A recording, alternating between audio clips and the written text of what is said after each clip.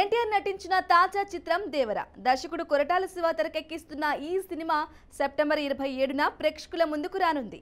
ఈ నేపథ్యంలో ఇటీవల జరిగిన ఓ ప్రెస్ మీట్లో తన చిత్రానికి సంబంధించిన పలు విశేషాలను తారక్ పంచుకున్నారు.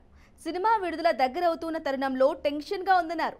సినిమాపై నమ్మకంగా ఉన్నానని, టీం అంతా ఎంతో కష్టపడి వర్క్ చేశామని తెలిపారు. దేవర సినిమాకు సంబంధించి అనిరుద్ మ్యూజిక్ ని మెచ్చుకుంటూ ఎన్టీఆర్ తన సంగీతంతో అనిరుద్ అదరగొడుతున్నారు. ప్రస్తుతం ఆయన శకం నడుస్తోంది. ఇక విజయం అందుకున్న కొంతకాలానికి వివిధ కారణాల వల్ల చాలా మంది విఫలమవుతారు. కానీ అనిరుద్ అలా కాదు. ఒక సినిమాకు సంగీతం ఎంత అవసరమో అతనికి బాగా తెలుసు. అతను అద్భుతమైన వ్యక్తి. అనుకున్న విధంగా రిజల్ట్ వచ్చే వరకు కష్టపడుతూనే ఉంటాడు. ఏఆర్ రెహమాన్ స్థాయికి అనిరుద్ వెళ్తాడు. అంతర్జాతీయ చిత్రాలకు కూడా కంపోజ్ చేస్తాడని అన్నారు. ఈ సినిమాలో హీరోయిన్ గా జాన్వీ కపూర్ ను తొలుత అనుకోలేదని అన్నారు ఎన్టీఆర్. ఇక కథ రాస్తున్నప్పుడు హీరోయిన్ గా ఎవరిని ఎంచుకోవాలనే విషయంలో మాకు ఎలాంటి ఆలోచన లేదు.